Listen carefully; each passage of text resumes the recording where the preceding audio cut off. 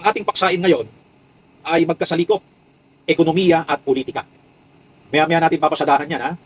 Ano ba ang sistema ng ekonomiya o pagpapatakbo ng ating kabuhayan ang dapat na gawin dito sa Pilipinas para tayo naman ay makaangat-angat?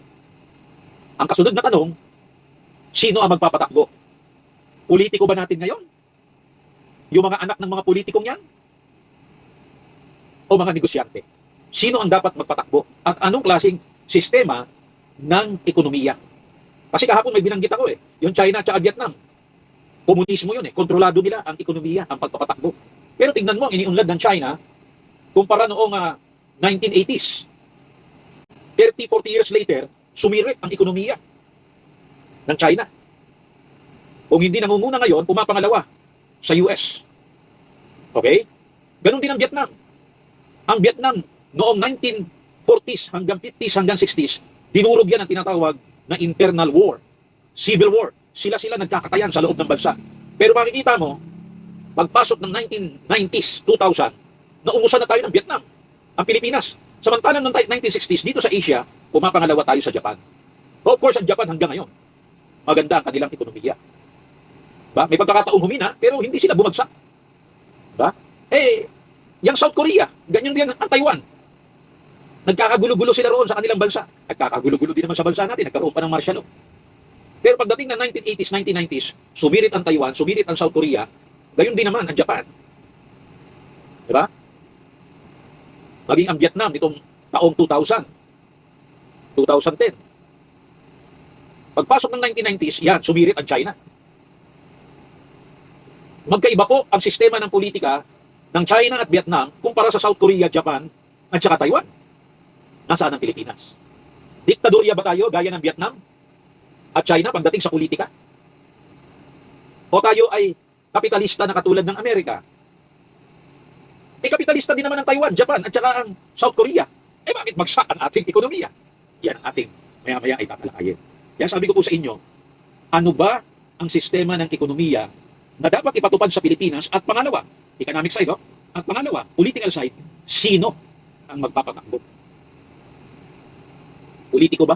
Sinong politiko? Katulad ng mga politiko natin ngayon? Kung yan din ang magpapatakbo, bagsak pa rin. Gumagapang po ang ekonomiya natin ngayon. Kabog na kabog. Bagsak na bagsak. Yan ang mga magpapatakbo pa rin. Kahit anong sistema ilagay mo dyan, bulok pa rin. Yan pa rin ang magpapatakbo At papalitan niya mga yan, ang papalit mga anak nila, di bulok pa rin. Okay? Kung ano yung natutunan sa tatay o sa nanay, yan yun. Naimbaga bigat yung manang Norma at sa mga sumusubaybay sa akin sa Facebook, TikTok, maya-maya pagbati ko sa inyo. At sa YouTube, medyo malinaw-linaw tayo ngayon. Maganda yata ang daloy ng internet. Okay? Pasadahan ko muna itong ilang balita, particularly dito sa impeachment. Nakita nyo naman kung paano nagkabisa-bisaklat. Mahirap kasi ang kaso, na hilaw na ipinipilit mo. Diba?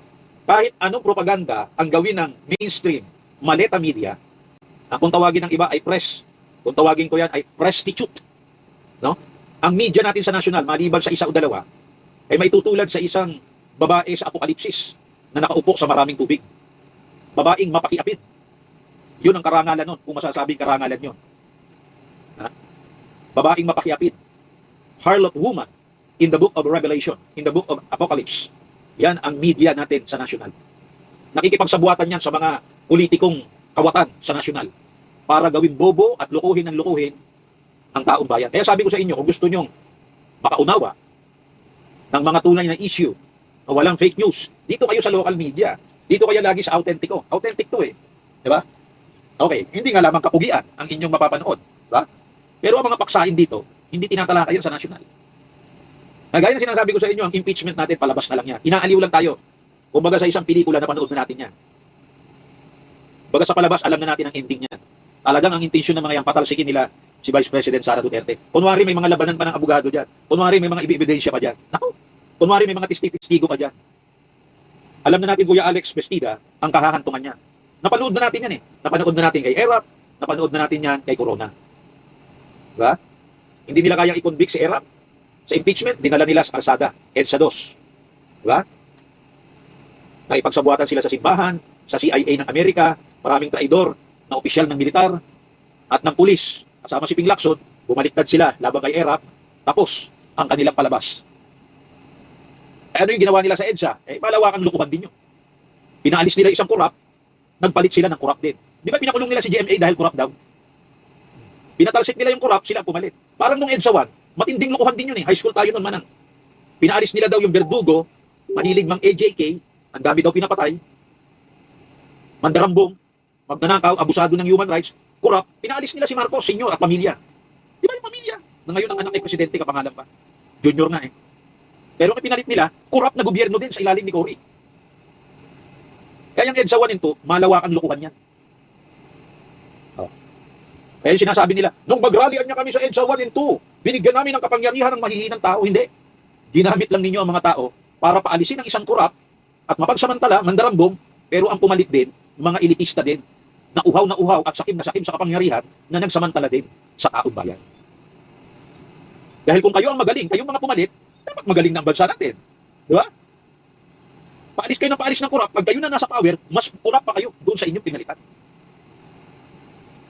Sakit ano po? Pero yan ang totoo. Kaya yung impeachment na yan, palabas na lamang po yan. Huwag kayo nagpapaniwala dyan na ang mga senador, boboto ayon sa kanila anyang konsensya. Neutral anya kami. Ang titingnan namin na ebidensya. Huwag kayo nagpapaniwala. Nagpapaniwala pa yung Ichis Escudero at ay Joel Villanueva na miyembro ng 13. Dapo, wala kang mapagkakatiwalaan sa mga politiko yan. Ang pinagsisilbihan nila ay hindi interes ng bayan, kundi ang interes nila. Dahil kung ang interes ng bayan, ang kanilang pinaglilingkuran, diretsahan ko pong sasabihin sa inyo, ititigil na nila ngayon ang impeachment na yan. Alin ang uunahin nila? Uunahin nila executive, Congress, o legislative. Ang uunahin nila yung ating mga kababayan na binabaha, nilindol, biktima ng pagputok ng bulkan. Uunahin nila ang ating edukasyon, uunahin nila ang kalusugan ng mga mamamayan. Bakit edukasyon? Bakit kalusugan? Bakit ang interes ng mga binaha? Sapagkat sila ang highly vulnerable. Sila ang higit na nangangailangan ng gobyerno. Hindi kailangan ng mga binaha. Sino mamagaling na abogado? Yung ba prosecutor o yung depensa? Hindi. Balansi ba pagdadala ni Chis Escudero? Okay ba ang pagkakaupo ni Win Gatchalian? Hindi yan ang interes ng mga binaha. Ng karaniwang tao na naghahanap ng makakain. Ng mga mangangalakal na nangangalkal sa basura para makakuha ng ibibenta at may pambili ng bigas. Hindi yan ang interes nila. Hindi ang interes nila, sino ang magiging presidente pagka napatalsik nila si Vice President Duterte. Hindi yan. Ang interes nila, paano kami makakaligtas sa putok ng bulkan, sa Mayon, sa Canlaon. Paano ang isasaing namin mamaya? Paano ang aming kakainin? Ano ipababaon ko sa mga anak ko? Ligtas ba ang anak ko, lalo na sa public school, na iilang-ilang pirasong gwardya? Pag pinapasok ko yung anak ko, makakauwi ba ng ligtas yan sa bahay mamayang hapon? Yun ang concern. Yun ang interes ng mga mamamayan. Ito bang sweldo ko ngayon? Matapos akong gumising ng alas 3 para bumiyahe dahil sa sobrang traffic, makakarating ba ako ng ayos sa oras sa trabaho ko nang hindi ako magsesermonan ng boss ko dahil late na naman ako? Ayoko namang malate. Gumising ako ng alas 3, bumiyahe ako ng alas 4. Ay napakatindi ng traffic, ilang presidente na ang dumaan. Lagi at lagi pa rin akong huli. Darating pa ang perwisyong baha. Itong salot na baha. Itong flood na hindi makontrol. Dahil hindi rin makontrol ang pagnanakaw ng mga namumuno sa gobyerno. Akala sa taong bayan, tatanga-tanga. Kuyang Tony Bernardo. Magandang umaga sa mga taga Santa Maria, Bulacan. Ayun. Ha? Yan ang concern ng karaniwang mamamayan na katulad po ninyo na sumusubaybay sa akin, sa TikTok, sa Facebook, sa YouTube. Yan ang concern ninyo, di ba? Hindi natin concern dyan. Sino ba ang mananalo sa 2028? Duterte ba? O kaalyado ng mga Marcos? Hindi yan ang concern ng binabaha. O kaya ng mga magulang na walang maipabaon sa kanilang mga anak. O ng isang ama na walang trabaho. O ng isang may sakit, katulad ng estudyante ko dati. 5 public hospitals ang pinagdalhan niya ng kanyang ina dahil inatake. Wala man lang halos umasikaso. At kung meron mang umasikaso, makalipas ang 4 na oras, emergency yung situation ng kanyang ina, matapos suriin, sabi, ilipat po ninyo ng ospital. Wala po kaming ganitong equipments dito. Naghanap uli siya. Wala talagang available. Punuan lagi. Siksik, liglig, umaapaw ang mga pasyente sa Metro Manila public hospitals. Nung papasok na siya sa private, 100,000 agad ang hinihingi. Saan kukuha? Nagganong kalaking pera basta-basta ang isang karaniwang tao. Yan nababasa ko sa post ng estudyante ko. Hindi ba dapat Gobyerno ang umaplansya lahat niyan. Mula sa kalusugan hanggang sa edukasyon ng kanyang mga mamamayan. Pumunta ka sa Canada. Ako po, 2 beses na operahan sa Canada. Wala akong ginastos kahit sikod duling. Maliban doon sa gamot na binili ko sa pharmacy. Ihatid ako ng kaibigan ko. Sinundo ako after an hour. Tapos ang operation ko, twice, magkaibang buwan. Minor lang naman. Wala akong binayaran. It's a public hospital. Kung anong serbisyo sa public, yun din ang serbisyo sa private. Siyempre, pupunta ka lagi doon sa pinakamalapit sa iyo. Inaasikaso ka. Pero dito, mamamatay ka na't lahat. Lalo na kung malayo ang inyong tinutuluyan. Baka hindi ka makakita ng doktor. At baka doon sa barangay nyo mismo, walang supply ng gamot. Bakit? Ultimo pondo sa gamot, kinukurakot. Ultimo pondo sa edukasyon, kinukurakot. Tapos impeachment. Ang sagot nyo sa pagputok ng bulkan Kanlaon sa Negros, sa Mayon, sa Bicol. Impeachment ang sagot nyo sa sunod-sunod na bagyo at baha. Impeachment ang sagot nyo sa mga taong dumaranas ng iba't ibang kalamidad. Halimbawa, malawakang sunod sa bahay ng mga squatter. Ganyan naman kadalas eh. Siyempre, pag nagtayo ng bahay ang squatter, hindi niya na iniintindi kung ligtas ba o hindi. Basta saksak dito, kabit doon, dikit-dikit. Basta lamang may mga tulugan. Yung iba na talagang walang-wala na, sa ilalim ng tulay. Yung talagang walang-wala na, sa sidewalk, sa island, sa tabing karsada. Pumunta ka sa Maynila, napakadumi ng Maynila. Nung una lamang masipag si Isko eh. Nung una pinupuri natin si Isko eh. Diba? Pero tingnan mo ang Manila ngayon, nang gigitata. Dugyot na dugyot. It's a dying city. Tess Sulik from Rodriguez Rizal. The city of Manila and other cities are dying cities. Mga lungsod na unti-unting namamatay at nabubulok. Napakadumi, napakadugyot. Tapos yung ating mga politiko, impeachment, impeachment, impeachment. Diba? Bakit may impeachment? Maskara, pantakip sa tuloy-tuloy nilang pagnanakaw sa likod. Yan yun. Demanda rito, aresto doon. Para hindi makapagsalita yung mga nagbubulgar. Maskara, pantakip, kortina. Alam na alam ng karaniwang tao yan. Ang karaniwang tao hindi nila nagsasalita. Eh sino yung active sa TikTok, sa YouTube, sa Facebook na mga nambabas?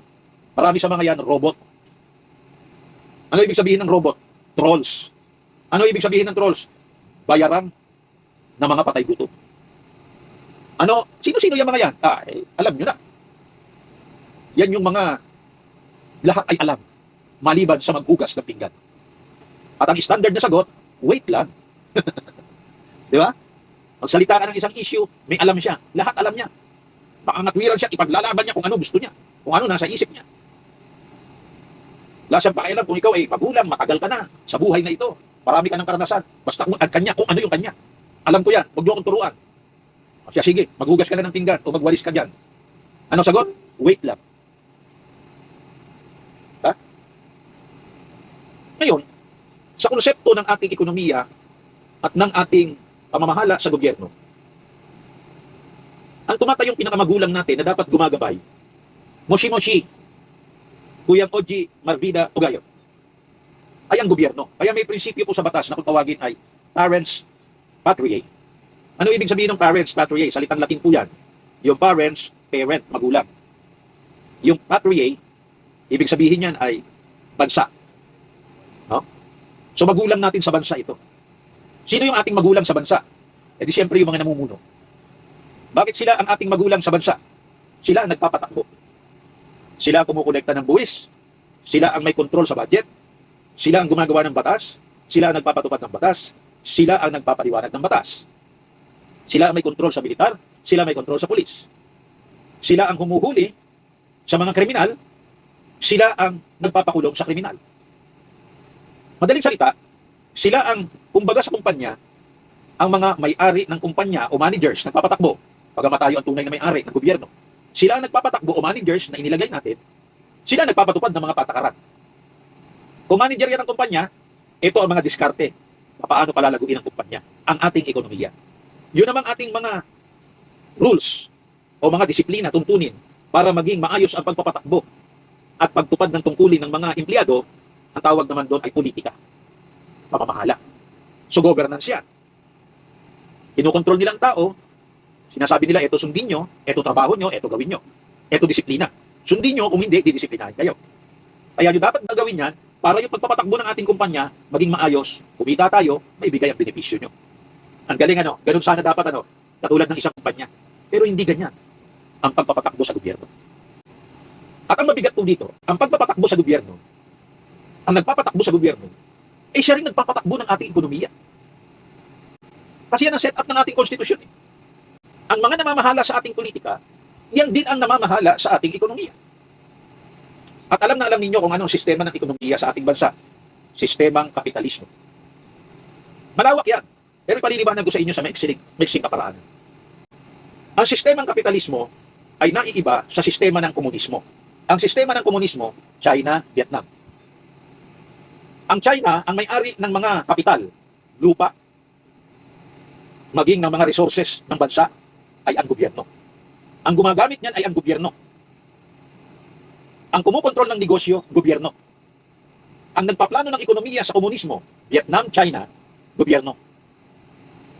Kung mayroon mang papel ang mga pribadong negosyante under the control of the government, strict control, kaya ang tawag po doon sa sistema ng ekonomiya sa China at maging sa Vietnam, command economy. Command kung ano ang utos ng gobyerno.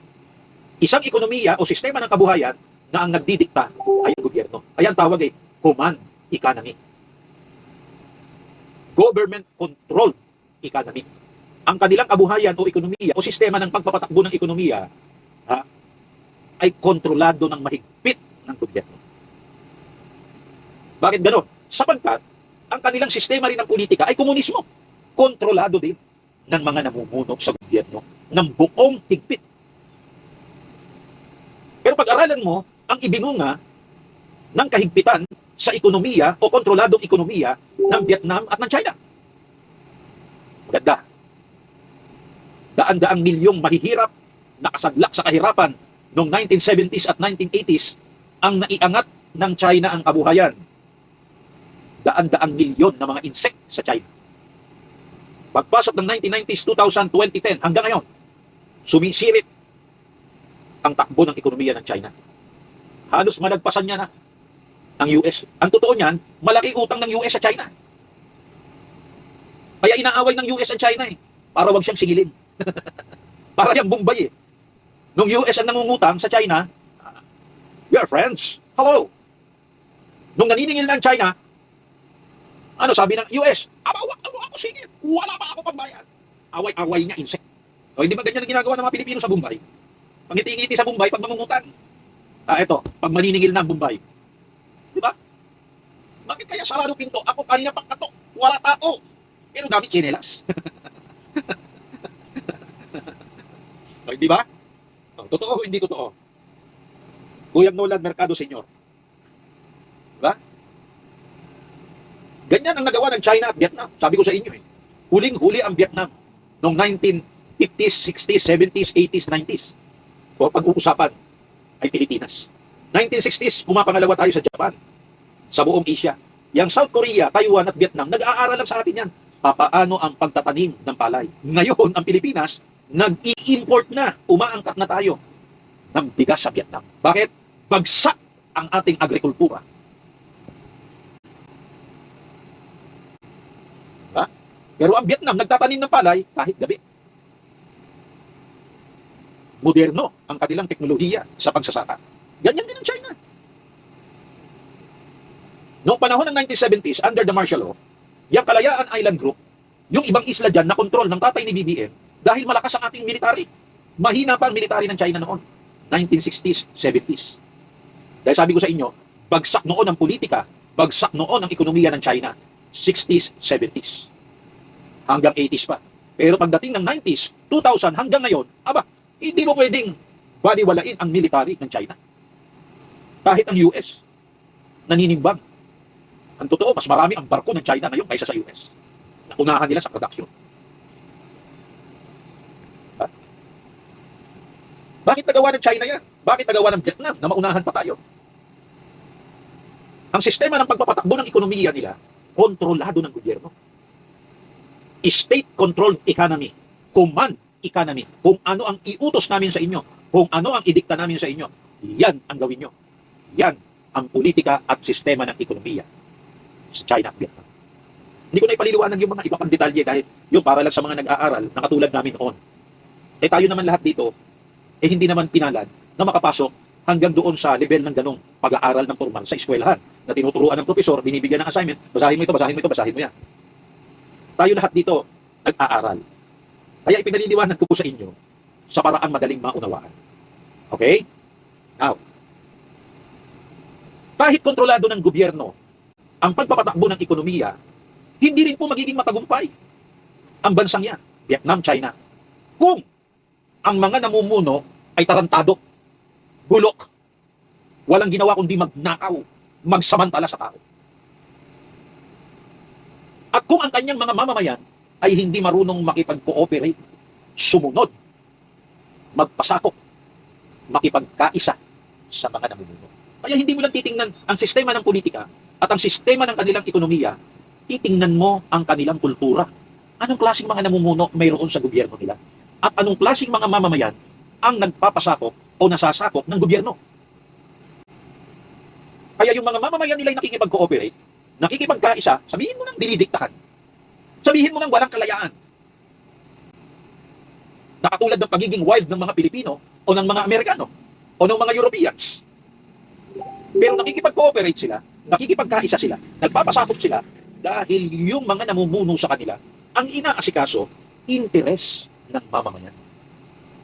Kaya ano sabi ng mga mamamayan? Kaysa tayo magreklamo ng magreklamo, magrally ng magrally, murahin ng murahin ang mga namumuno, let us cooperate. Okay, this is dictatorship. China and Vietnam, these are communist countries, but they're doing good. They're doing fine.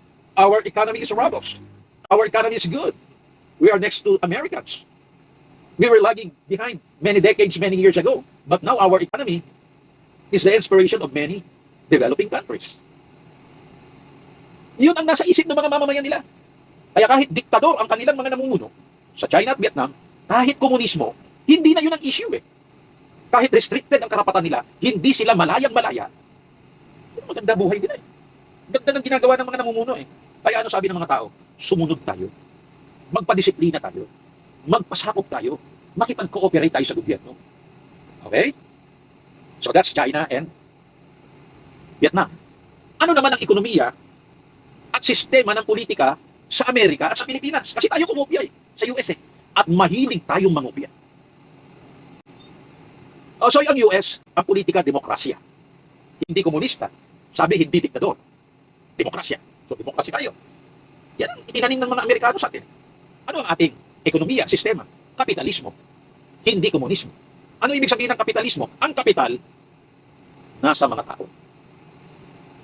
Ang gobyerno may kapital din. Pero ang gobyerno, hindi nagdidikta sa tao. Eto negosyo mo, eto gawin mo. Hindi ganon. Bahala ka sa buhay mo. Malaya ka. Di ba ganun sa Amerika? Free market economy. That is capitalism.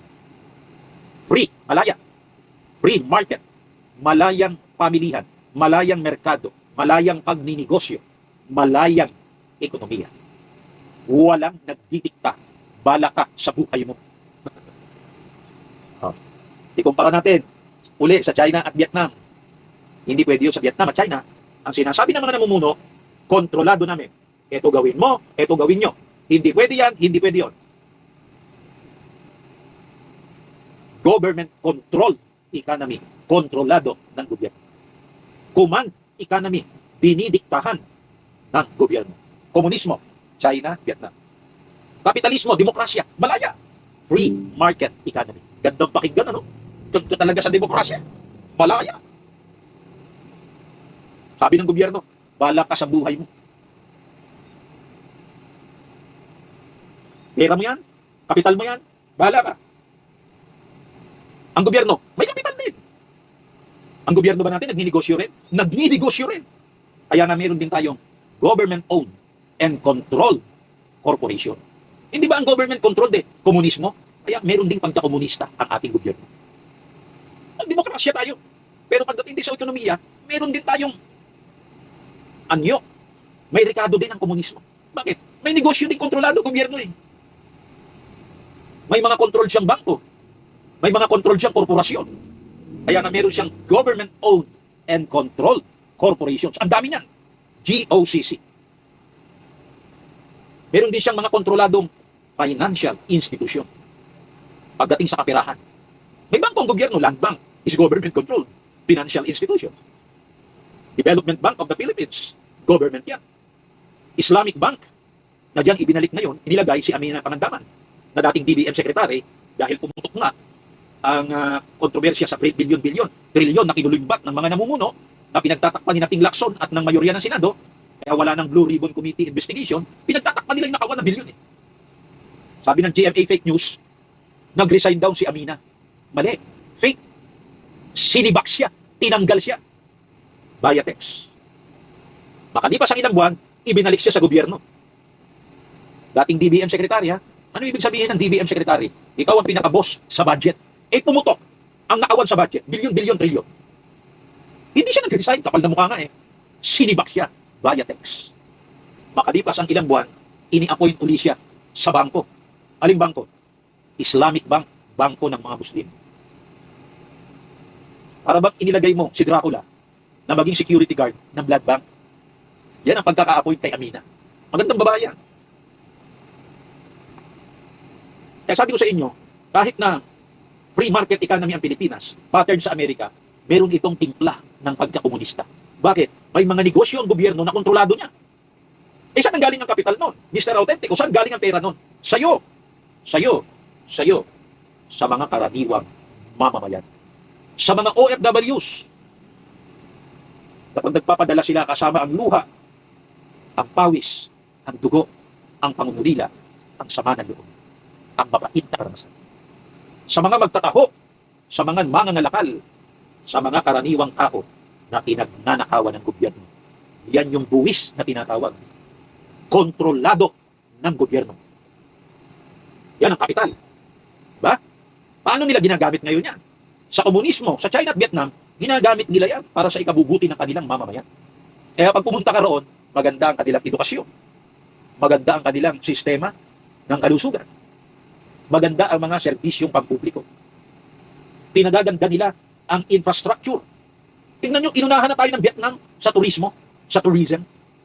Mas maraming mga Pilipino ang gusto pang maglakbay sa Vietnam kaysa sa Pilipinas. Bakit? Ang mahal-mahal na sakay ng eroplano dito eh. Sa Vietnam, ang mura eh. Hindi ka pag nanakawan dun eh. Safe ka ron bilang turista.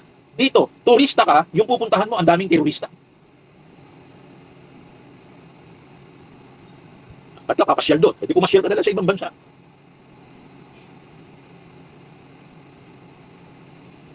Yan. Hindi ba maganda yun? May kalayaan ng tao, magnegosyo kung ano gusto niya. Magsikap siya. Tama. Nagsisikap naman yung ating mga mamamayan.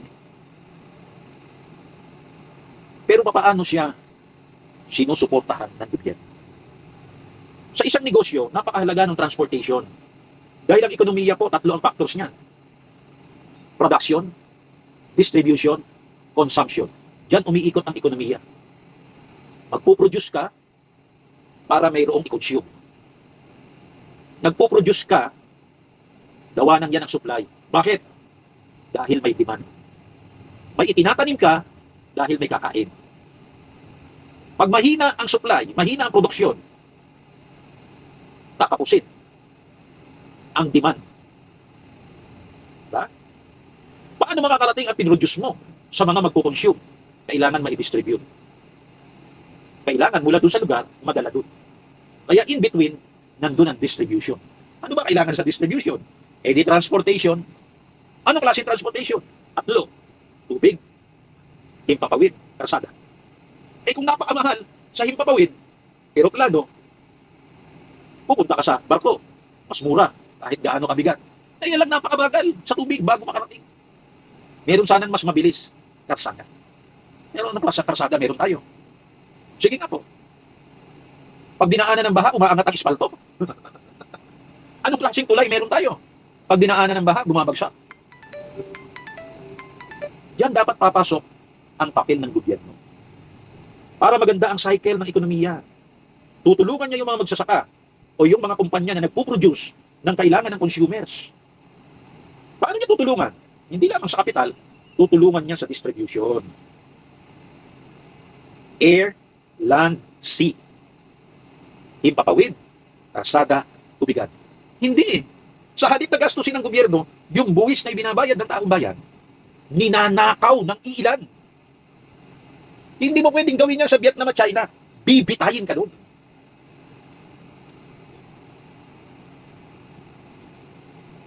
Tingnan nyo dito, palpak ang internet.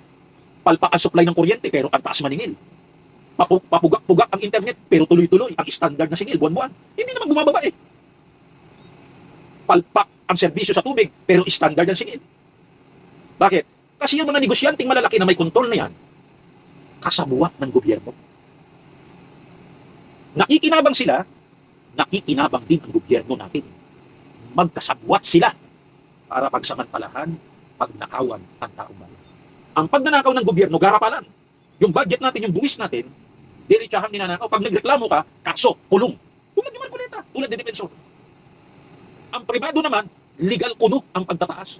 Pero yan ang legal na pagnanakaw. Bakit? Hindi naman makinuha ang serbisyo mo eh. Diba? Sige nga po, magpagawa kayo ng isang kotse, pag hindi magandang gawa, matutuwa ba kayo na bayaran? Hindi naman ganyan ang usapan natin eh. Ba't naman ganyan klase trabaho mo, walwal? Napakadugyot mo naman gumawa eh. Ang gobyerno ba, kakontrata din natin? Opo. Binoto ka namin, ayusin mo trabaho. Nagnanakaw ka na nga eh. Hindi mo pa inaayos ang trabaho. Pag nagreklamo kami, kakasuhan mo pa kami, pakukulong mo pa kami. Biruin mo yan. Kung sa Meralco naman, o kaya sa tubig, o kaya sa internet, wala kang magagawa. Baka putulan ka nila. Lalo kang mahihirapan. Yun ang lagi nilang panakot eh. Puputulan ka ng internet, puputulan ka ng tubig, puputulan ka ng kuryente. Kaya kahit ano ang kanilang pagtataas, wala kang magawa. Wala kang choice. Pag wala kang choice, demokrasya ba yan? Hindi demokrasya yan. Yan ay diktadorya. Wala kang choice eh. Kasi ang essence ng demokrasya, may choice ka. Pag wala kang choice, hindi yan demokrasya. Diktadorya yan. Isingit ko ito. Ibig bang sabihin, sa Iglesia ni Cristo, pag nakikipagkaisa ka sa pagboto, wala kang choice? Hindi. Bakit ngayon kung sino ang namumuno, kung ano ang kanyang ipinasya, yun ang sinusunod. Nasa iyo pa rin ang choice. Kung susunod ka o hindi. Dahil pagpasok mo ng presinto, nag-iisa ka ron. Kung gusto mo makipagkaisa sa sinabi nila, that's your choice. Kung ayaw mo makipagkaisa, gusto mo'y magtaksil, at ang sundin ay gusto mo, that is your choice. May demokrasya pa rin. Walang pumipigil sa iyo. Kaya sa pagkakaisa, merong choice yan. Either you unite, or you disunite. May choice. Hindi ba mas magandang bahala ka na lamang sa ibuboto mo? Paano magkakaroon ng pagkakaisa kung bahala ka? Hindi ba ganyan ang ekonomiya? Bahala ka sa buhay mo.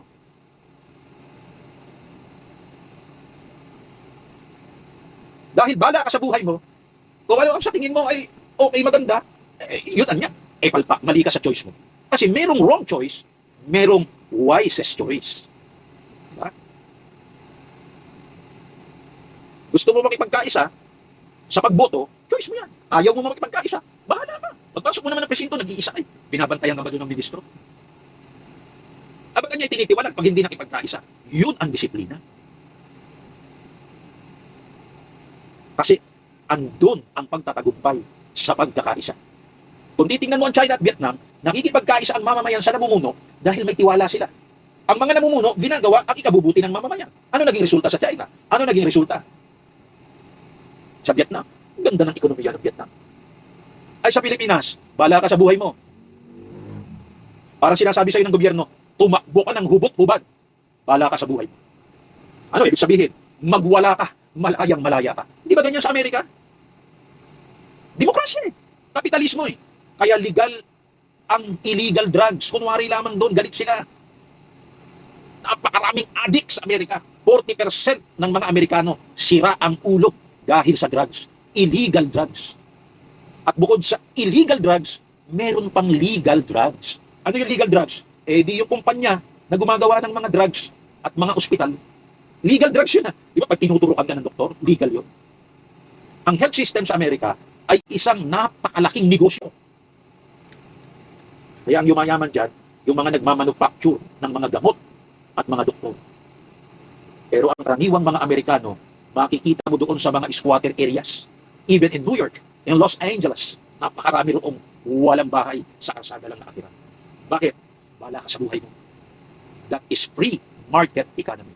Malayang malaya ka. Ganon Ranjo Mendoza 7934. Ang kinopya ng Pilipinas sa Amerika. 2 minuto po ang natitira sa atin. Bukas, subaybayan nyo. Ano ang sikreto ng Taiwan, ng South Korea, ng Japan, ng Singapore at Israel na ibang-iba sa China at Vietnam at ibang-iba sa US at Pilipinas? Hindi naman komunismo ang Japan, ang Taiwan at ang South Korea. Gayon din ang Israel at ang Singapore. Bakit naiiba sila sa Vietnam at China, pero naiiba rin sila sa US at Philippines? Akala nyo ba'y maunlad ang ekonomiya sa US? Bagsak ang economy ng US. Sabi ko sa inyo, malaki ang utang niyan sa China eh. Tuwing sisigilin ng China, inaaway ang China eh, parang Bombay eh. Maniningil na sa mga Pilipino, nakasarado ang pinto kaya minumura eh. Pero nanungutang, panay ang ngiti kay Bombay. Di ba? Ganyan ang US sa China. Kaya kunwari mag-aaway sila, palabas lang yan. Para yung impeachment. Kunwari nag-aaway sila. Pero yan ay pelikula na napanood na natin.